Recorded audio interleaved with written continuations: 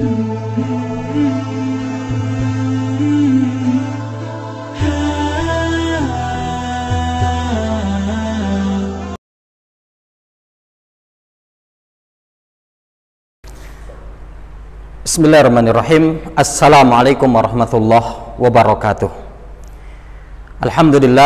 Alhamdulillahi kafa, wassalatu wassalamu ala nabiyil mustafa wa ala alihi wa ashabihi ahli sidqi wal wafa. Yaqulullahu ta'ala ya ayyuhalladzina amanu taqullaha haqqa tuqatih wa la tamutunna illa wa antum muslimun. Faqala Rasul sallallahu alaihi wasallam ittaqillaha haitsuma kunta wa atbi'is sayyi'atal hasanata tamhuha wa khaliqin nas bi khuluqin hasanin. Faqala talabul ilmi fariidatun ala kulli muslimin. Bapak Ibu rahimani wa rahimakumullah, alhamdulillah, bersyukur kita kepada Allah Subhanahu wa taala atas segala limpahan nikmah, taufik serta hidayahnya. Salawat bering salam semoga tercurah atas Nabi kita Muhammad sallallahu alaihi wasallam, pada keluarga beliau, para sahabatnya, tabi'in, tabi'ut tabi'in, dan orang-orang senantiasa komitmen dalam menjalankan sunnah beliau sampai datangnya hari kiamat kelak. Kaum muslimin dan muslimat dimanapun Anda berada, alhamdulillah, tidak bosan-bosannya kita untuk senantiasa bersyukur kepada Allah Subhanahu wa taala. Shalawat bering salam semoga tercurah atas Nabi kita Muhammad sallallahu alaihi wasallam, pada keluarga beliau, para sahabatnya, tabi'in, tabi'ut tabi'in, dan orang-orang yang senantiasa komitmen dalam menjalankan sunnah beliau sampai datangnya hari kiamat kelak. Subhanaka la ilma lana illa ma 'allamtana innaka antal alimul hakim. Bapak Ibu rahimani wa rahimakumullah, di kesempatan kajian kita pada kesempatan kali ini kita akan coba untuk mengkaji terkait dengan 3 golongan manusia dalam menghadapi tipu daya syaitan. Ya. Kaum muslimin rahimani wa rahimakumullah, tentunya bahwa kita paham betul ketika kita hidup di atas muka bumi ini, kita memiliki musuh yang tidak pernah berhenti, tidak pernah pensiun untuk menggoda kita, untuk menyesatkan kita.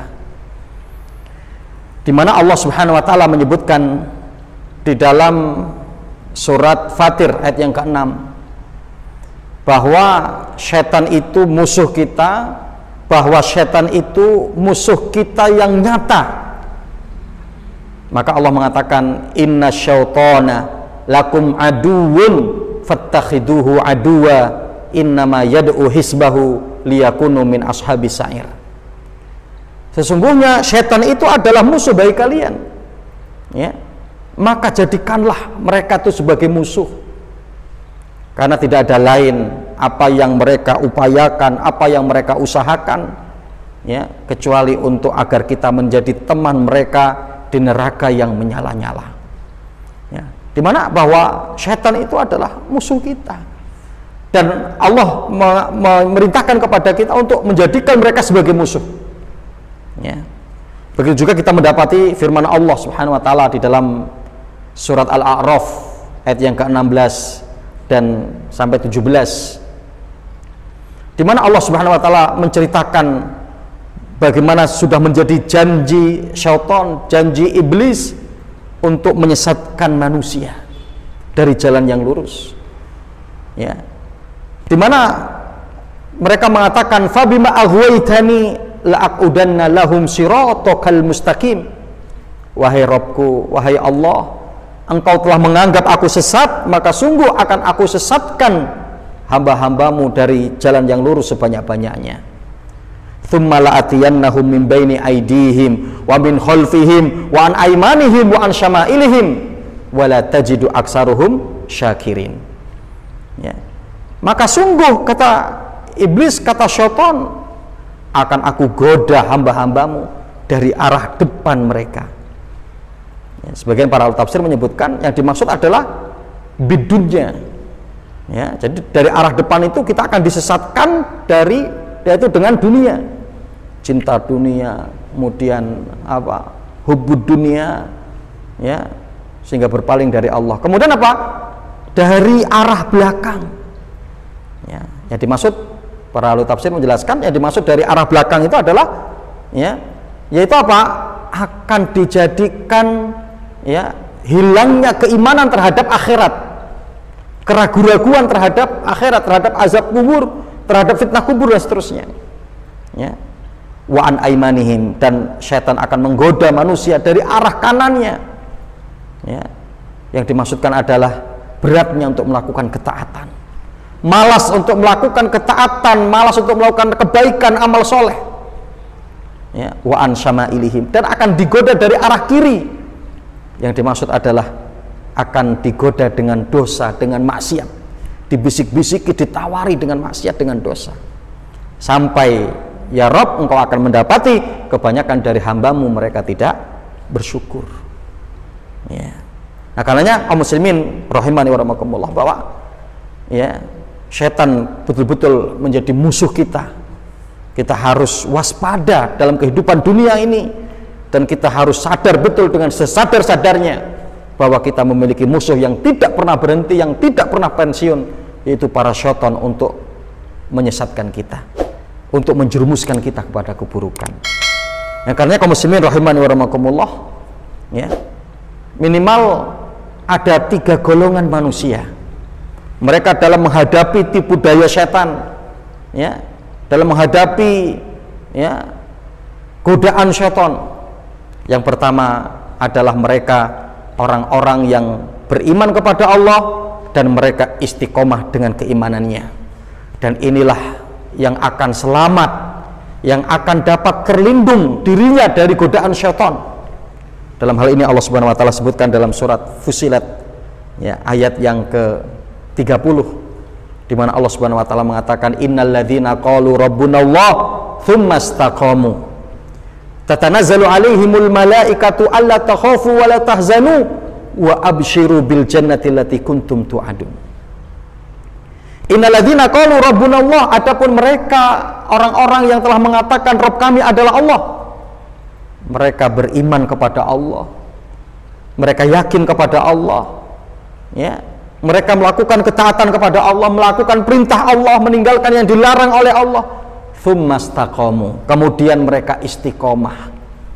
Tatanazzalu alaihimul malaikah, maka akan turun kepada mereka para malaikat.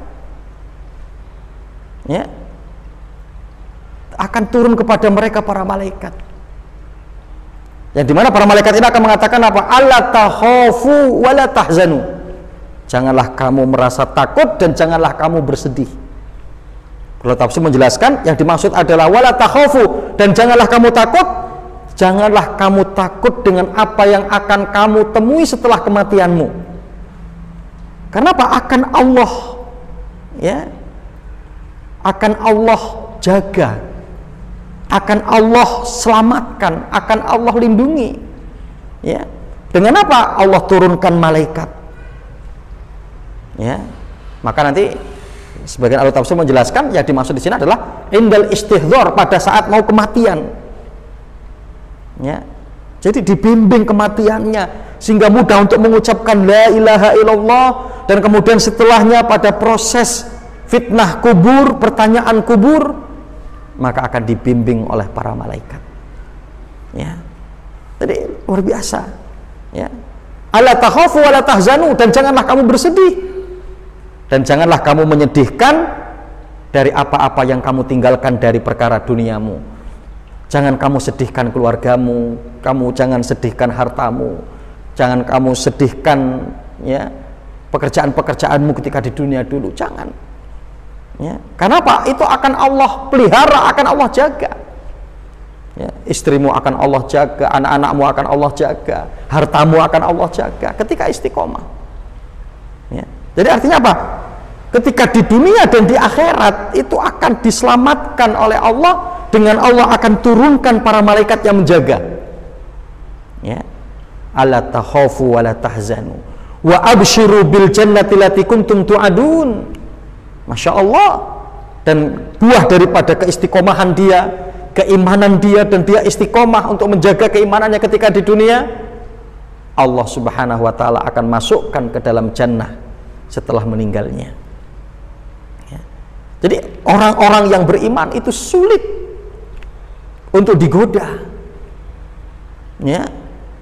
Karena apa? Dia akan senantiasa dalam kehidupannya semua mempraktekkan sesuai dengan kehendak Allah, sesuai dengan petunjuk Nabi Shallallahu Alaihi Wasallam. Ya, maka kita mendapati ada satu kisah yang disebutkan oleh Imam Ibnu Qayyim dalam kitabnya, ya, Uddatus Sabirin. Ya, bagaimana disebutkan adanya jin yang gemuk dengan jin yang kurus, atau setan yang gemuk dan setan yang kurus. Ya, maka ya, ketika setan yang gemuk itu berkata kepada setan yang kurus, ya, kenapa kamu kok kurus? Ya, seperti kurang makan, seperti kurang vitamin, tidak sehat. Ya, dia mengatakan, karena aku mendapatkan job untuk menggoda orang yang taat, sehingga saya tidak bisa untuk mengikuti, ya, di segala aktivitasnya, karena dia senantiasa menyebut nama Allah. Ya, saya tidak bisa ikut ketika dia makan, saya tidak bisa ikut ketika dia tidur, saya nggak bisa ikut ketika dia keluar rumah, saya tidak bisa ikut ketika dia masuk rumah. Ya, bahkan ketika mereka berhubungan suami istri, saya tidak bisa ikut, karena mereka senantiasa untuk berdoa kepada Allah. Ya, nah, maka kemudian ya, setan yang kurus kembali bertanya, bagaimana kamu kok bisa gemuk? Ya, dia mengatakan, karena saya mendapatkan job untuk menggoda mereka, orang-orang yang tidak taat, orang yang suka maksiat, orang yang jauh dari zikrullah, zikir kepada Allah. Sehingga dia bilang, saya bisa ikut di semua aktivitas dia. Dia makan, saya bisa ikut makan. Dia tidur, saya bisa ikut tidur. Ya, di mana dia jalan-jalan, saya juga bisa ikut jalan-jalan. Dia masuk ke rumah, saya bisa ikut masuk ke rumah, dan seterusnya. Karena orang tersebut jauh dari ketaatan kepada Allah. Nah, ini artinya kaum muslimin rahimakumullah, bahwa golongan yang pertama, ya, yang apa, dalam menghadapi godaan tipu daya syaitan adalah mereka yang akan menahan dirinya atau kemudian menjaga dirinya, yang sehingga setan itu akan sulit untuk menggodanya. Mereka adalah orang-orang yang beriman dan istiqomah di atas keimanannya. Ini yang pertama. Adapun yang kedua, ya, yaitu apa? Mereka golongan orang-orang, ya, yang dikuasai oleh syaitan, ya, yang menjadi budak syaitan, ya, sehingga di segala aktivitasnya, di segala perbuatannya mengikuti langkah-langkah syaitan. Ya, perkara yang sangat nampak sekali apa? Senantiasa menurutkan hawa nafsunya. Ketika dipanggil pada amalan ketaatan, amal kebaikan, amal soleh, maka dia enggan untuk melakukannya. Dan ketika ditawarkan pada maksiat, amal keburukan, dia segera untuk mengambilnya dengan penuh semangat. Ya, nah, ini golongan yang kedua. Ya, maka kita mendapati sabda Nabi Shallallahu Alaihi Wasallam, ya, di mana Rasul Shallallahu Alaihi Wasallam menyebutkan dalam riwayat Muslim, al-ajizu manittaba'a hawahu wa yatamanna 'ala Allah. Orang yang lemah itu pada hakikatnya siapa mereka? Manittaba'a hawahu, yang senantiasa mengikuti hawa nafsunya. Ya, meskipun dia badannya kuat, badannya sehat, tapi pada hakikatnya dia adalah orang yang lemah ketika senantiasa menurutkan hawa nafsunya. Wal ajizu manittaba'a hawahu wa yatamanna 'ala Allah. Tapi apa? Dia banyak berharap kepada Allah. Dia banyak berharap kebaikan dari sisi Allah. Ya, tapi ternyata apa?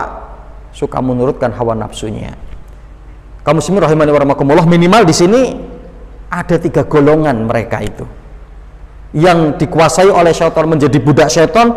Yang pertama adalah orang yang senantiasa memerangi Allah dan membenci sunnah Rasul. Ya, jadi ya, memerangi Allah, ya, tidak suka dengan Islam, tidak suka dengan syariat, tidak suka ketika syariat Islam ini diterapkan, ya, ketika hukum ini menggunakan hukum Allah, ya, dan mereka tidak suka untuk menghidupkan sunnah Nabi Shallallahu Alaihi Wasallam.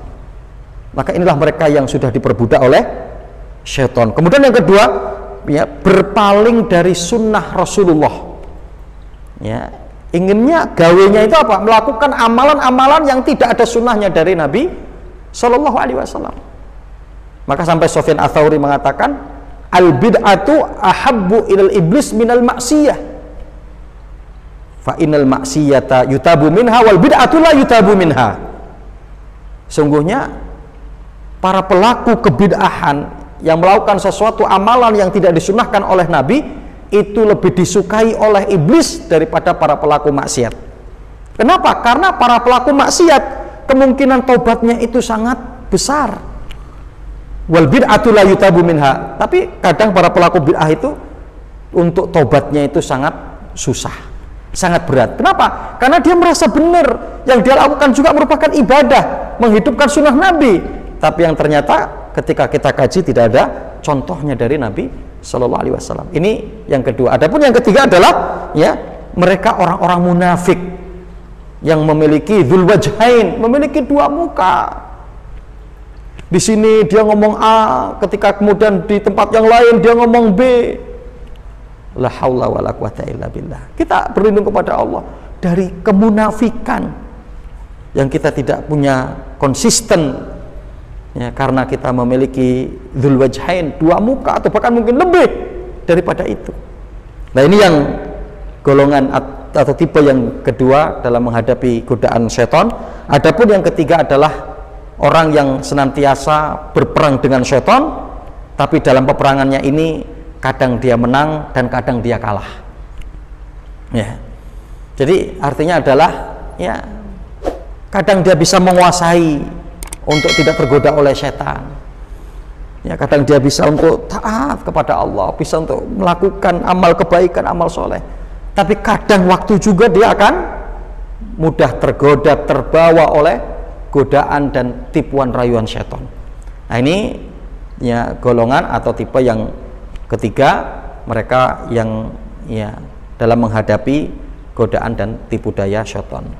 Ya, tentunya dari tiga golongan ini yang paling baik adalah, ya, golongan yang pertama atau tipe yang pertama yang memiliki keimanan yang kuat dan dia istiqomah di atas keimanannya. Wallahu a'lam bishawab. Mudah-mudahan Allah posisikan kita menjadi tipe atau golongan yang pertama, sehingga Allah akan selamatkan kehidupan kita di dunia ini, terlebih nanti di akhirat dengan dimasukkan ke dalam surganya. Aku qouli hadza astaghfirullahaladzim li wa lakum wa lisa'ir muslimina fi kulli jamil aqtar. Subhanakallahumma bihamdika asyhadu an la ilaha illa anta astaghfiruka wa atubu ilaik. Wa billahi taufiq wal hidayah. Wassalamualaikum warahmatullahi wabarakatuh.